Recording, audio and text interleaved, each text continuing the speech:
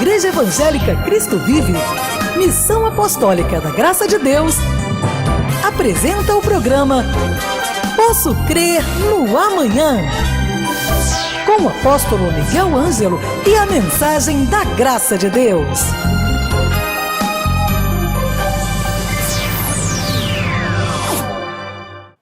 Graça e paz, amado do Senhor. Feliz Ano Novo. Que o ano de 2014, que começa agora, seja um ano diferente na sua vida. Seja mais uma oportunidade de você ver o agir sobrenatural de Deus na sua vida, na vida da sua família, em todos os seus negócios. Mais uma vez, eu, Bispo Marcos Tom, estou aqui para compartilhar com você a palavra do Senhor, para fazer chegar à sua vida a palavra que está na Bíblia Sagrada. E esta palavra nós cremos, esta palavra tem poder. Eu queria fazer uma reflexão com você sobre aquilo que diz a Bíblia Sagrada. A palavra de Deus diz assim que neste novo pacto, na graça de Deus, nós vivemos por fé. E nós, por crermos naquilo que diz a Bíblia Sagrada, nós precisamos crer e confessar. Você sabe que há algo muito interessante na Bíblia Sagrada? A Bíblia Sagrada é maravilhosa, né? Mas o livro de Coríntios, 2 de Coríntios 4, o versículo 13, ele diz assim, 2 de Coríntios 4, versículo 13, diz assim: tendo, porém, o mesmo espírito da fé, como está escrito, eu criei, por isso eu falei. A palavra de Deus diz ainda, também nós cremos, por isso também falamos.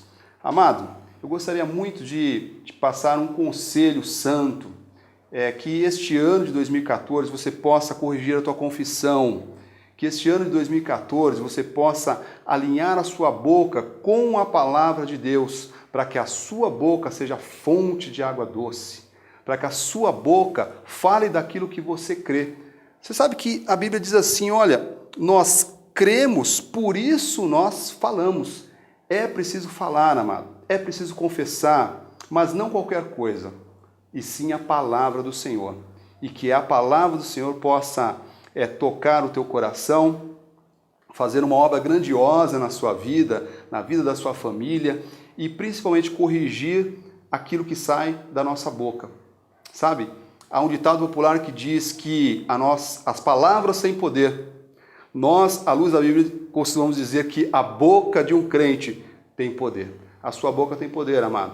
Se você se apegar nesta palavra e confessar aquilo que diz a Bíblia Sagrada, você pode ver a sua vida ser mudada neste ano de 2014. E eu declaro em nome de Jesus, grandes mudanças da parte do Senhor. Eu gostaria de te deixar agora com a nossa bispa primaz, doutora Rosana Ferreira, a esposa do nosso apóstolo Miguel Ângelo, fundador do nosso ministério, que tem uma palavra sobre aquilo que a Bíblia pode fazer. Você sabe que todo ano novo é um período de revolução, de mudanças, e eu declaro essas boas mudanças, essas boas revoluções na sua vida, à luz da Bíblia Sagrada, com a direção do Senhor. Amém, amado? Graça e paz, e daqui a pouquinho nós nos vemos novamente. Pega sua Bíblia, vamos lá. Na segunda epístola de Paulo a Timóteo, Timóteo era um jovem pregador da graça de Deus, era amigo de Paulo. E acontece que em dado momento Paulo estava preso por pregar o evangelho de Jesus. Preso porque ele ia contra, de encontro àquela teoria, religiosa, todos aqueles dogmas religiosos, o judaísmo, e ele tornara-se cristão. E ele estava preso. Timóteo, que era, digamos assim, o pupilo, o Paulo era o mestre naquele momento de ensinamentos para Timóteo, ele estava preso e Timóteo estava se sentindo enfraquecido. Então Paulo chega para Timóteo em 2 Timóteo, capítulo 1, versículo 6, o Senhor diz assim através dos lábios de Paulo, e eu quero que você leia comigo. Por esta razão, pois, te admoesto. Era uma admoestação que Paulo estava dando a Timóteo, e é mais ou menos isso que eu estou fazendo com você nesse momento. que reavives o dom de Deus que há em ti, pela imposição das minhas mãos. Porque Deus não nos tem dado espírito de covardia, mas Deus tem nos dado espírito de poder, de amor e de moderação. Paulo está dizendo para Timóteo, olha, eu estou preso, eu estou encarcerado, mas você não está sozinho. Eu quero agora, Timóteo, que você reavive o dom de Deus que há em ti. Que você, se você saia dessa prostração, e é o que eu agora estou sugerindo a você, que você saia do desânimo, que você saia da prostração, que você saia daquela palavra que diz, eu não vou mais conseguir, eu não tenho mais por que lutar, eu estou exausto, eu estou exausta. Não.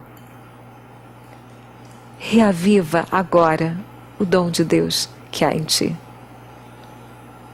A tua saúde, cuida dela. A tua família, este bem maravilhoso. Quantas pessoas não dão valor à família que têm, enquanto tantos aí desejariam ter apenas uma família. Nós falamos da liberdade. Quantas pessoas não conseguem perceber quão importante é a sua saúde até que adoeçam. Esta semana eu estava vendo uma matéria de um homem, de um norte-americano, que teve um câncer muito raro no nariz e no palato, nesta parte superior da boca. É muito fácil, é só você ir no YouTube que você vai ver essa história. E este homem, olha, no caso desse homem, se não me engano, são 20 e poucos casos documentados desse tipo de câncer. E os médicos disseram para ele, ou você tira, ou você morre. Ou você mantém a sua face como está, ou você morre. Obviamente, ele optou pela vida. E este homem hoje, ele se encontra mutilado, ele teve que fazer uma cirurgia radical, perdeu o nariz, perdeu a boca, perdeu os dentes, mas ele está vivo.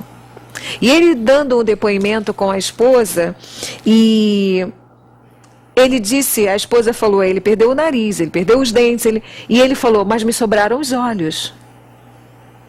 E eu fiquei muito mexida, eu estava vendo esta matéria juntamente com meu marido, e eu mandei para algumas pessoas que eu conheço perguntando, você tem problemas com a sua aparência? Porque às vezes nós ficamos tão preocupados com um cabelo que não está caindo bem, com uma pele que não está assim como que tem uma mancha, ou você fica preocupado com um detalhe no seu corpo, uma celulite nas mulheres, você se esconde, você deixa de viver. E este homem hoje, desfigurado, para comer precisa ajuda dos dedos, para falar precisa de uma prótese, para fazer um assoalho na boca, para poder ter o aparelho fonador em funcionamento. E hoje ele usa uma prótese de nariz.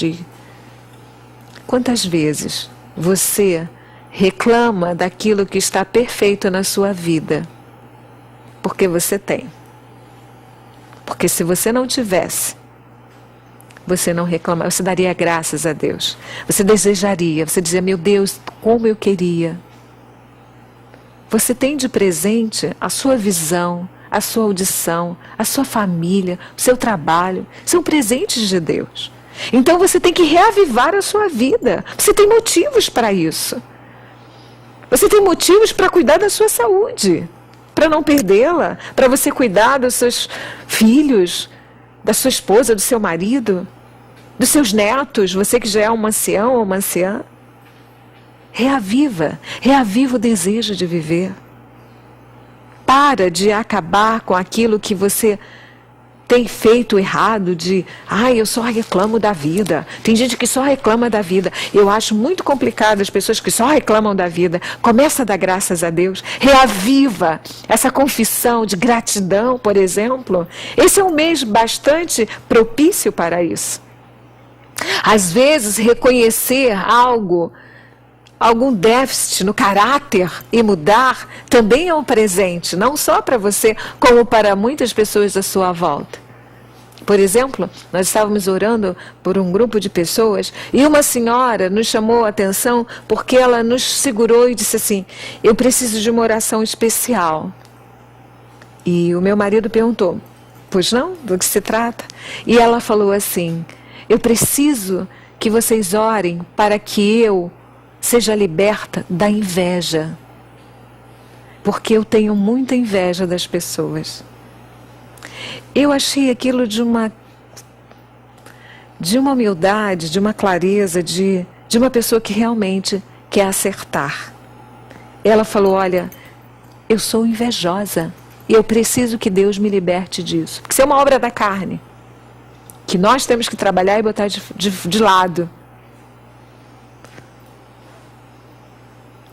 E nós oramos e ministramos sobre a vida dela, e eu tenho certeza que Deus, com certeza, fez uma obra libertadora por ela ter tido a humildade de falar: eu preciso me libertar da inveja. Eu invejo tudo, diz ela. Eu tenho inveja das pessoas. É uma boa atitude. Quantas vezes você não tem inveja, mas você tem raiva, você tem angústia, você tem rancores. Olha, a vida é muito breve. Esse presente que Deus nos deu, que é a nossa vida, ela passa muito rápido. Eu sugiro a você: reaviva o desejo de viver, de amar a sua família, de fazer bem o seu trabalho, de cuidar dos seus filhos, de ser um bom cristão, de falar bem das pessoas. Muda um pouco. Presenteia a quem você ama, não com coisas físicas apenas, porque essas todas passam. Presenteia quem você ama com a sua vida, com o seu amor, com a sua dedicação. Reaviva o seu casamento. Reaviva o seu desejo de viver, de se cuidar. De cuidar não só do seu exterior, mas de cuidar da sua alma, das suas emoções. Reaviva a necessidade imperiosa que é viver com Deus, de relacionar-se com Ele. É bem oportuno que neste mês, como disse aqui Paulo a Timóteo: olha, Timóteo, você tem que reavivar esse dom que eu estou te demonstrando, eu estou te dizendo que você tem que fazer isso. Sabe por quê? Porque Deus não nos tem dado espírito de covardia. Não. Mas tem nos dado, Deus, espírito de poder, de amor e de moderação. Não te envergonhes, portanto, do testemunho de nosso Senhor, nem do fato de Paulo estar encarcerado. Paulo estava dizendo para ele: não te envergonha disso, não. Pelo contrário, participa comigo dos sofrimentos a favor do Evangelho segundo o poder de Cristo. E lá na frente, no versículo 13, diz Paulo a Timóteo: mantenha o padrão das sãs palavras que de mim ouviste, com fé e com o amor que está em Cristo Jesus. Guarda o bom depósito mediante o Espírito Santo que habita em nós. Paulo está dizendo para ele: olha, por mais difíceis que sejam as cadeias, por mais difíceis que sejam as adversidades, por eu estar preso, não tem vergonha de eu estar preso. Eu estou preso por amor ao Evangelho. Muitas vezes você se envergonha do lugar que você mora, você se envergonha porque ainda não tem a condição social. Tantas são hoje em dia, né, as questões de ter vergonha. Não se envergonhe de ser quem você é. Se envergonhe de fazer o que é errado. Isso sim, todos têm que se envergonhar. Mas se você é uma pessoa de Deus, se você é uma pessoa boa, se você luta para o acerto, não se envergonhe. Muitas vezes as pessoas têm vergonha porque são crentes. Ai, o que eu vou pensar que eu sou crente? Graças a Deus que você é crente em Jesus, é o Evangelho. O mundo precisa de você. Não do seu envergonhar. Mas eu sou diferente da turma. Que bom que você é diferente. Faça a diferença. É isso mesmo. Quando Paulo diz: mantenha o padrão das sãs palavras, ele está dizendo para Timóteo: Timóteo, mantenha a tua confissão. Mantenha a certeza de que Jesus Cristo é o Senhor. Mantenha a sã doutrina, sãs palavras. O mundo está tão cheio de palavras pecaminosas, né? O mundo está tão cheio de palavras, como é que eu vou dizer? Desestimuladoras, desestruturadoras, né? Às vezes um filho escuta de um pai ou de uma mãe: você não vai conseguir nada, você é só coisas ruins. Muda a sua confissão, começa a reavivar o seu casamento, falando palavras boas, um para o outro, para os filhos. Começa a resgatar: olha, o amor não é descartável. Bons relacionamentos, bons amigos não são descartáveis. Não jogue fora quem Deus lhe deu. Cultive, filhos, cultive o amor da sua mãe, do seu pai. Pais, cultive o amor dos seus filhos. Avô, avó, amigos. A Bíblia diz que quem tem muitos amigos sai perdendo. Você não tem que ser a patota. Eu tenho centos de amigos, zilhões de amigos. Você está perdendo. O importante é que você tenha bons amigos, mesmo que sejam poucos. Porque a Bíblia diz que quem acha um amigo ganha um tesouro. Então, tesouros são coisas raras. Se você tem, cultive. Tenha paciência. Sabe por quê? Esta semana eu estava vendo uma matéria e achei muito interessante. Há pessoas que cobram muito das outras. Muito, demasiadamente. Cobram às vezes, nós seres humanos temos essa característica. Às vezes nós cobramos do outro aquilo que nem nós conseguiríamos dar, nem fazer. Ou temos por hábito cobrar do outro só aquilo que nós sabemos ou queremos fazer. Cada um é um. Cada ser é único. Os filhos são diferentes entre si. Em minha casa, nós éramos 5 irmãos. Frutos de pai, mesma mãe. Pai negro e mãe branca. 5 irmãos assim, mestiços. Afrodescendentes, né? Agora tem que ser afrodescendente. Olha que chique.